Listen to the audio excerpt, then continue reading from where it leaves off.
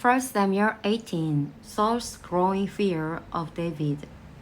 After David had finished talking with Saul, Jonathan became one in spirit with David, and he loved him as himself. From that day, Saul kept David with him and did not let him return home to his family. And Jonathan made a covenant with David because he loved him as himself. Jonathan took off the robe he was wearing and gave it to David, along with his tunic and even his sword, his bow, and his belt. Whatever missions Saul sent him on, David was so successful that Saul gave him a high rank in the army. This pleased all the troops and Saul's officers as well. When the men were returning home after David had killed the Philistine, the women came out from all the towns of Israel to meet King Saul with singing and dancing, with joyful songs and with timbrels and lyres. As they danced, they sang, Saul has slain his thousands, and David his tens of thousands. Saul was very angry. This refrain displeased him greatly. They have credited David with tens of thousands, he thought, but me with only thousands.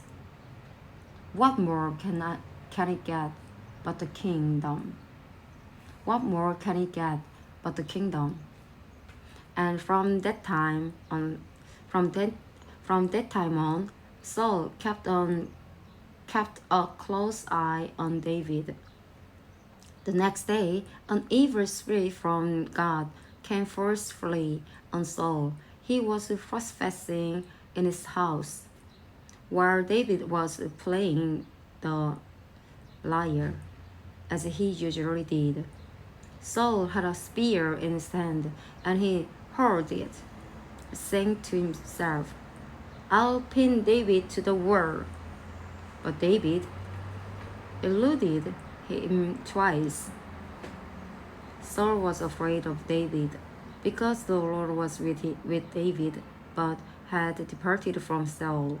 So he sent David away from him and gave him command over 1,000 men. And David led the troops in their campaigns.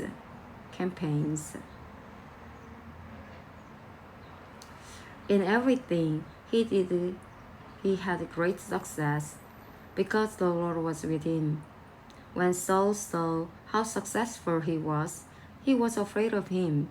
But all Israel and Judah loved David, because he led them in their campaigns.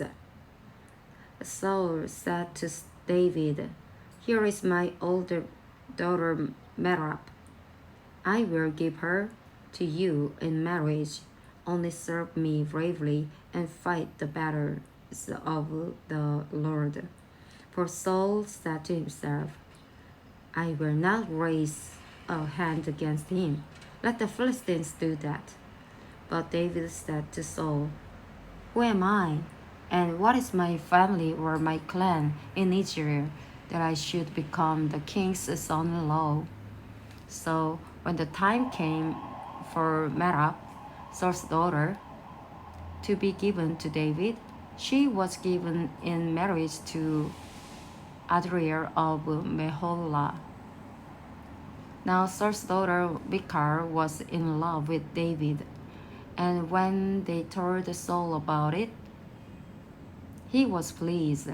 I will give her to him, he thought, so that she may be a snare to him, and so that the hand of the Philistines may be against him.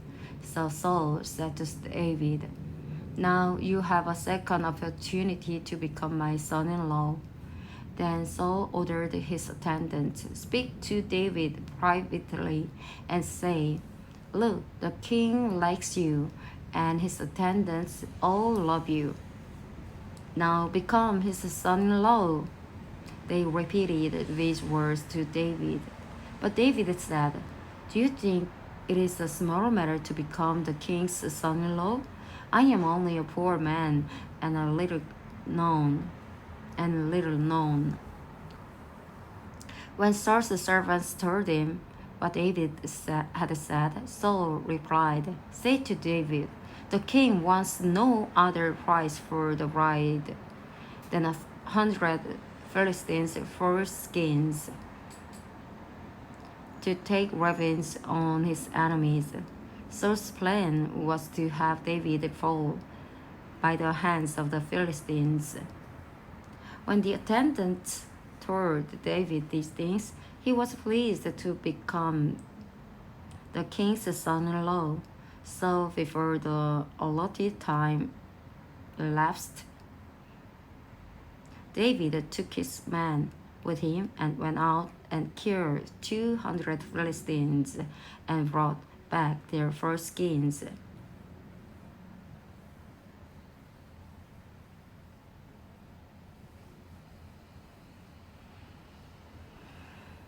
They counted out the full number to the king so that David might become the king's son-in-law.